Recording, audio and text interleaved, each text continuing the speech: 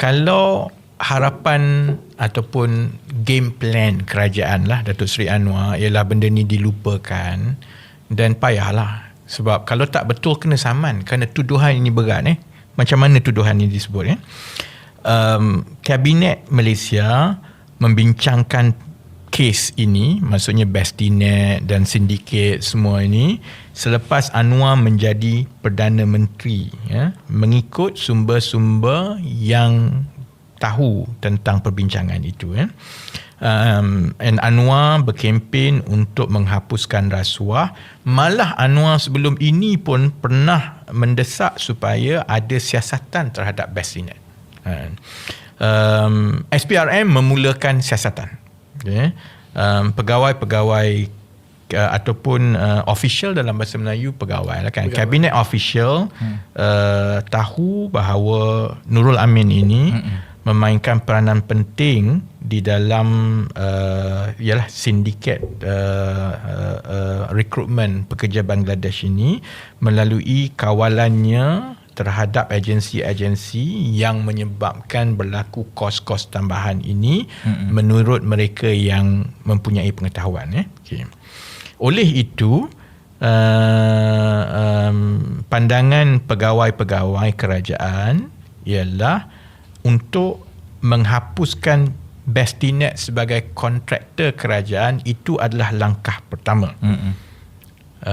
Pada akhir tahun 2023, Kabinet Malaysia memutuskan untuk menghentikan sebarang hubungan dan penggunaan FWCMS ini apabila kontrak Bastinet tamat tahun berikutnya.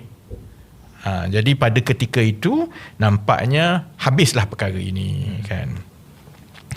Kemudian Amin mula menggunakan network dia. Okay.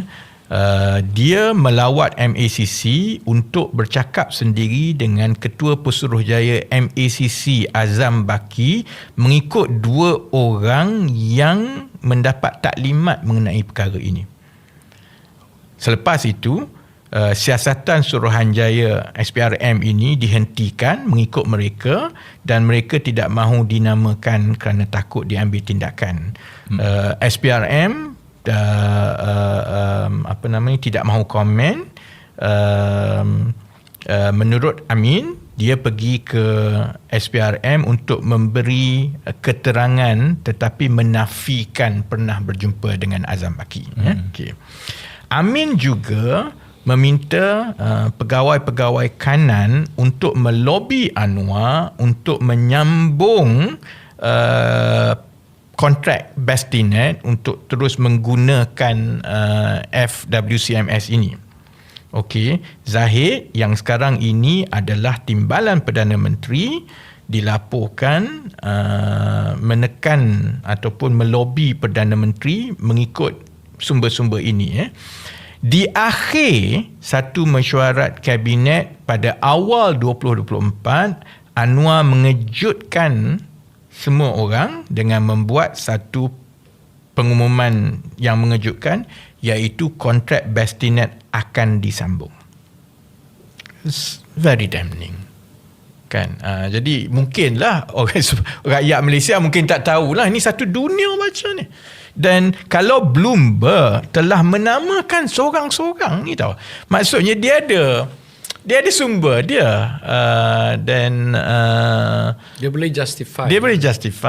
Dan kalau tengok yang sebelum ini, apabila kerajaan Malaysia ialah mencabar balik laporan Bloomberg, akhirnya dia no further action. Ada buat laporan polis terhadap Bloomberg, wartawan Bloomberg ke apa semua, akhirnya memang mati begitu sajalah. Maksudnya whatever Bloomberg reported sebelum ini stood terus, masih lagi kekal. Jadi yang ini ni menamakan terus satu persatu. Jadi kalau kerajaan buat diam saja dan distance lah, saya ingat politically harapan terbagus lah, best case scenario kepada Putrajaya yang dinamakan semua ni Datuk Seri Anwar Ibrahim, kemudian Datuk Seri Zahid Hamidi, kemudian Tan Sri Azam Baki, seorang-seorang dinamakan ni, lobby berlaku semua ni kan. the best thing that they can hope for ialah benda ni tenggelam dan orang lupa. Tapi problemnya, the stain on our conscience and record. Kan? So kalau ikut laporan pengumuman, Bestinet ini diberikan lanjutan kontrak dia sampai 2031. Ada 5 tahun lagi ni tau. 6 tahun punya kontrak. 6 tahun kan. Jadi kalau tanya kerajaan akan bagi alasan lah. Kalau kita hentikan ini, maka kita akan kena saman sekian-sekian, kita kena bayar pampasan semua kan. I hope lah sebelum kita mati lah at least kan, at least in the next whoever become the government selepas inilah, kalau Anwar Ibrahim continue jadi Perdana Menteri, saya harap lah it doesn't extend beyond 2031. And kalau ada banyak-banyak benda yang I feel the regret is the failure of myself, of Pakatan Harapan, for us to stop this. Tapi memang it was a surprise. Memang saya ingat hampir semua lah jawapan daripada, dan Kementerian Ekonomi memang kasar lah. Memang pandangan saya tu memang kasar. It has to stop lah semua kan. Tapi memang betul lah, tiba-tiba ada U-turn lah. Macam tak ada U-turn. Jadi kami ternganga lah. I don't know what happens behind. Bagi saya lah, that's why I started saying I don't think dia akan dapat keadilan. So you mean the Bangladeshi workers that died, yang susah hidup. You mean karma lah. Karma. I'm going back to the karma lah for settling score. So I won't say.